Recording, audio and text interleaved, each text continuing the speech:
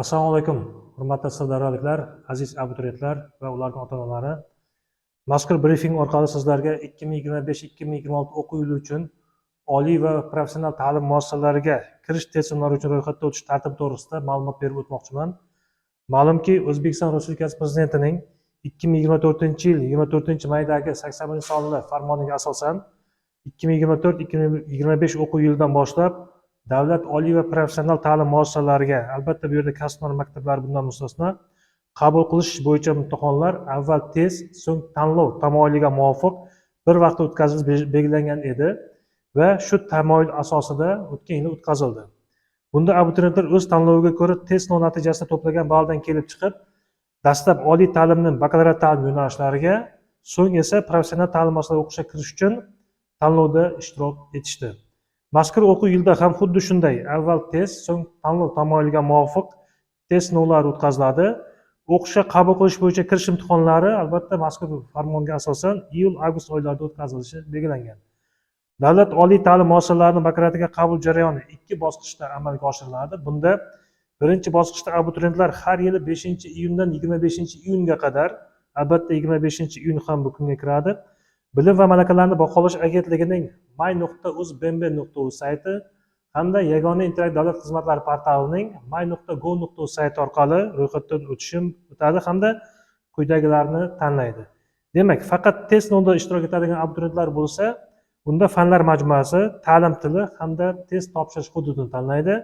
Alohida ixtiro talab etiladigan ta'lim yo'nalishida o'qish istagini bildirgan abituriyentlar, ya'ni kasbiy ijodiy imtihon topshiradigan abituriyentlar esa ta'lim tili, test topshirish hududi hamda alohida ixtiro talab etadigan ta'lim yo'nalishini va kasbiy ijodiy imtihon topshiradigan davlat oliy ta'lim muassasasini tanlashi kerak bo'ladi.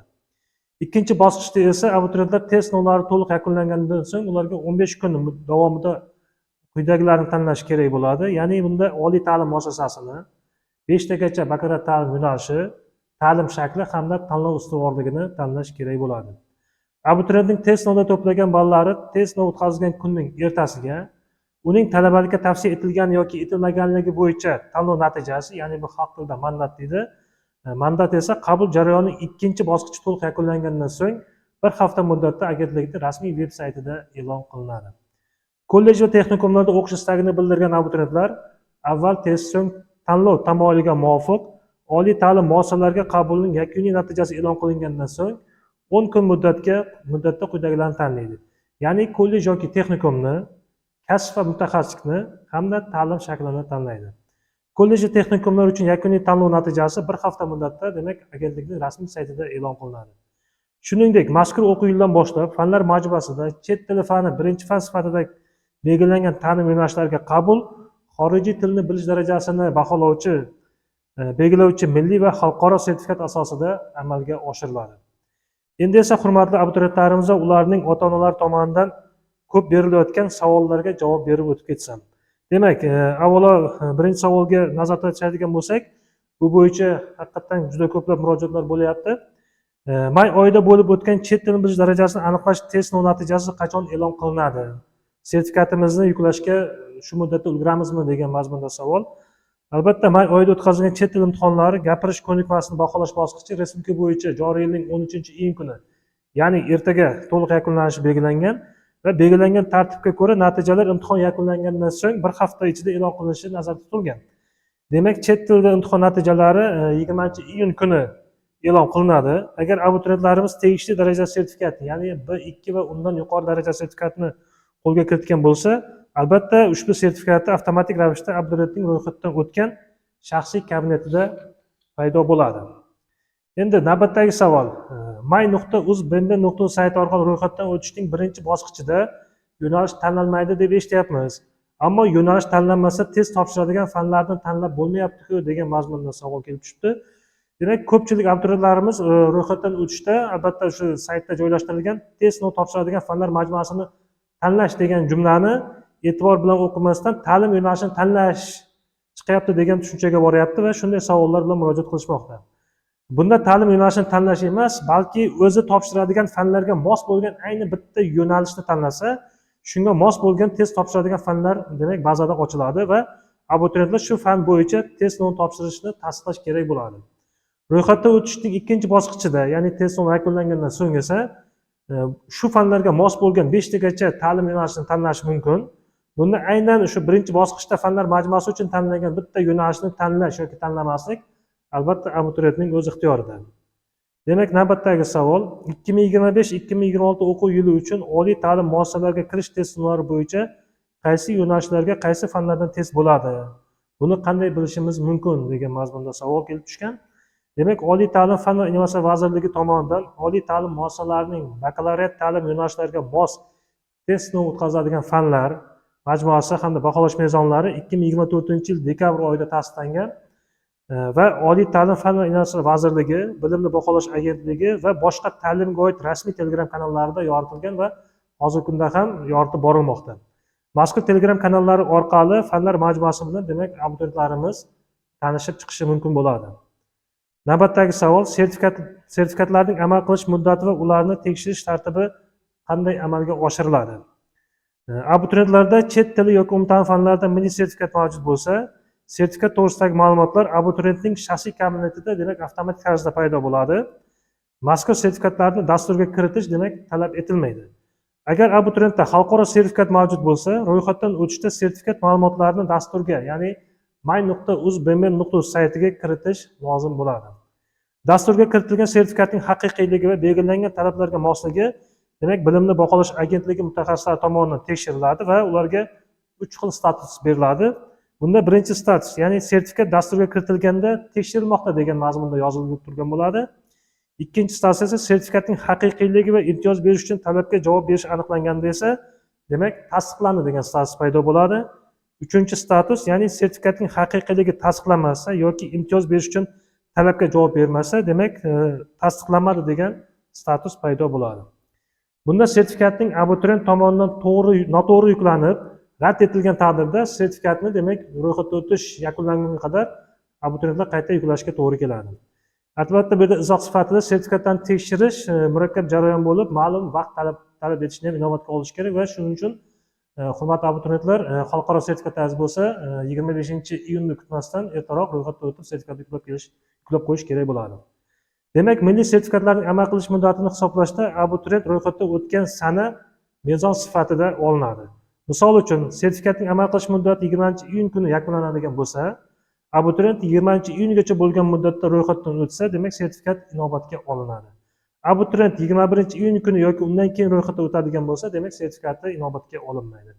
Xalqaro sertifikatlarning amal qilish muddatini hisoblashda esa sertifikat dasturga yuklangan sana demak mezon sifatida olinadi. Misol uchun, sertifikatning amal qilish muddati 20-iyun kuni yakunlanadigan bo'lsa, demak abituriyent sertifikatini 20-iyungacha bo'lgan muddatga dasturga kiritsa, demak sertifikati inobatga olinadi.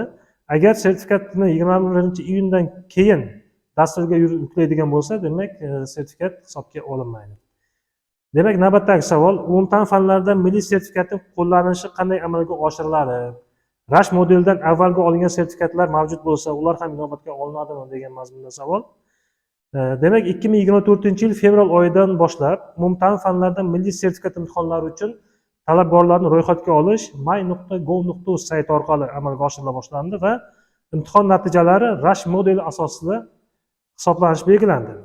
Bunda umumta'lim fanlarida milliy sertifikatga ega abituriyentlarga oliy ta'lim muassasasining bakalavriatiga kirish test sinovlarida ball berish tartibiga ham o'zgarish kiritildi. Demak, rash modeli joriy etilgunga qadar olingan sertifikatlarning qo'llanilishi bo'yicha to'xtalib o'tamiz. Bu endi oxirgisi demak 2024-yil 14-fevral kuni bo'lib o'tgan kimyo hamda geografiya fanlaridan berilgan sertifikatlar. Sertifikat test sinov natijasi bo'yicha eng yuqori ballning kamida 60% to'plagan shaxslarga berilgan bo'lib, sertifikatga ega abituriyentlarga oliy ta'lim muassasasiga kirish imtihonlarida quyidagicha ball berilgan. Ya'ni 86% undan yuqori ball to'plaganlarga mutaxassislik fanidan maksimal ball beriladi.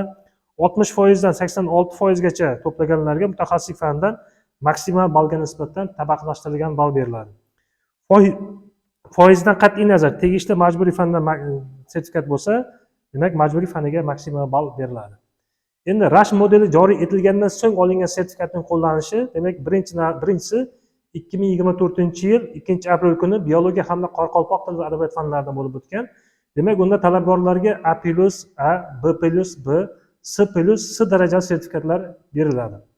Bunda 70 balldan yuqori ball olgan talabgorlarga A+ daraja, 65 balldan 69.9 ball olganlarga A daraja, 60 balldan 64.9 ball olganlarga B+ daraja, 55 balldan 59.9 ball olganlarga B daraja, 50 balldan 54.9 ball olganlarga S+ daraja, 46 balldan 49.9 ball olganlarga esa S darajali sertifikatlar taqdim etiladi.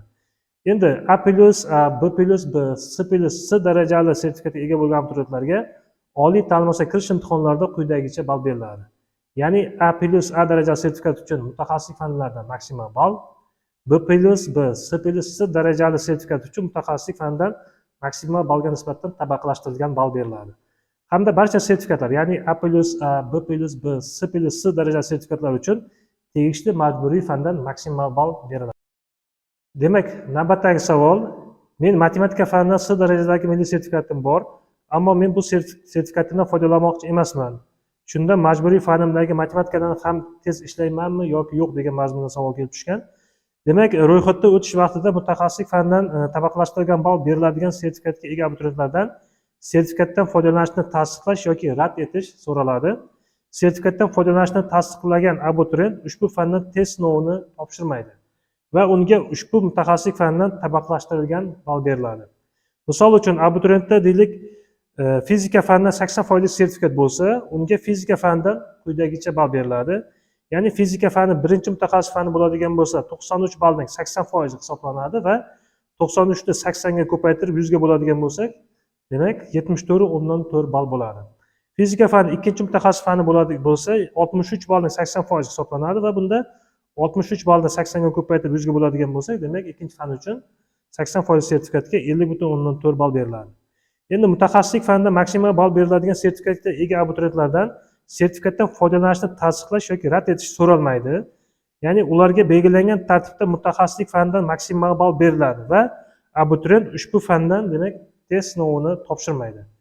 Agar abituriyentda ona tili yoki o'zbek, rus va qoraqalpoq tili va adabiyoti, matematika, xuddi shu savol bergan talabgorimizga o'xshab yoki tarix fanidan milliy sertifikat mavjud bo'lsa, unda abituriyent sertifikatdan foydalanishni tasdiqlashi yoki rad etishdan qat'iy nazar unga tegishli majburiy fandan maksimal ball beriladi va abituriyent ushbu majburiy fandan test sinovini topshirmaydi. Sertifikatga ega abituriyent, ya'ni sertifikatdan foydalansa, ushbu fandan test sinovini topshirmaydi va unga test sinovidan qolgan fanlardan kelib chiqib, albatta vaqt me'yorlari belgilab beriladi. Demak, brifing yakunida shuni ta'kidlab o'tishimiz lozimki, hurmatli abituriyentlar, agar bilim va malakalarni baholash agentligida korrupsiyaga o'rin yo'q, agarda test sinovlari bilan bog'liq har qanday korrupsion holatlarga duch kelsangiz, albatta huquqni muhofaza qilish organlariga yoki bilim va malakalar baholash agentligining ishonch raqamiga, ya'ni 95lik 199 19 44 yoki call centerimiz, ya'ni call markazimizga 1195 qisqa raqamli telefon raqamlariga aynan shu holatlar bo'yicha murojaat qilishlaringizni iltimos qilamiz. Hurmatli abituriyentlar, bilim va malakalarni baholash agentligi Sirdaryo viloyati bo'limi sizlarga oliy ta'lim muassasalariga kirishda puxta tayyorgarlik ko'rishlaringizni va o'z bilimlaringizga ishongan holatda test sinovlarida ishtirok etishlaringizni so'raymiz. Barchangizga omad tilaymiz. E'tiborlaringiz uchun rahmat.